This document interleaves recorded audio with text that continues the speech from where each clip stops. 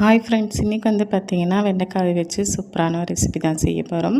அதுக்கு முதல்ல வெண்டைக்காயை வந்து பார்த்திங்கன்னா பிசு பிசுப்பு இல்லாத மாதிரி வந்து வறுத்து தனியாக எடுத்து வச்சுக்கோங்க.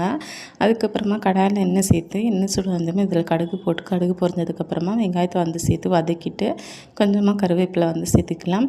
அதுக்கப்புறமா வந்து பார்த்திங்கன்னா வெங்காயம் நல்லா வறுப்பட்டதுமே இதில் வந்து ஒரு தக்காளி சேர்த்துக்கலாம். சேர்த்துட்டு கொஞ்சமாக மிளகாய்த்தூள், கொஞ்சமாக மஞ்சள் தூள், இது ரெண்டுமே சேர்த்து இதுக்கு தேவையான அளவு உப்பு வந்து சேர்த்துக்கோங்க. அந்த வீடியோ வந்து ஸ்கிப் ஆயிடுச்சு எப்படியோ. இது எல்லாமே சேர்த்து தக்காளியில் வந்து பார்த்திங்கன்னா நல்லா வந்து எண்ணெய் பிரிஞ்சு வந்ததுக்கப்புறமா இதில் சாதம் வந்து சேர்த்துட்டு நம்ம வறுத்து வச்சுருக்கோம் இல்லையா வெண்டைக்காய், அதையும் வந்து சேர்த்துக்கலாம். சேர்த்துட்டு நல்லா வந்து மிக்ஸ் பண்ணி விடுங்க. சாதம் வந்து நல்லா மிக்ஸ் பண்ணி விட்டுட்டு அதுக்கப்புறமா வந்து பார்த்திங்கன்னா கடைசியாக இதில் வந்து கொஞ்சமாக மிளகாய்த்தூள் வந்து சேர்த்துக்கலாம். எப்போவுமே மிளகாய்த்தூள் கடைசியாக சேர்த்தா தான் நல்லாயிருக்கும், இல்லைன்னா அதோட ஃப்ளேவர் வந்து மாறிடும். அதுக்கப்புறமா கொஞ்சமாக கொத்தமல்லியும் சேர்த்து நல்லா ஒரு 5 நிமிஷம் போட்டு விட்டு எடுத்திங்கன்னா சூப்பரான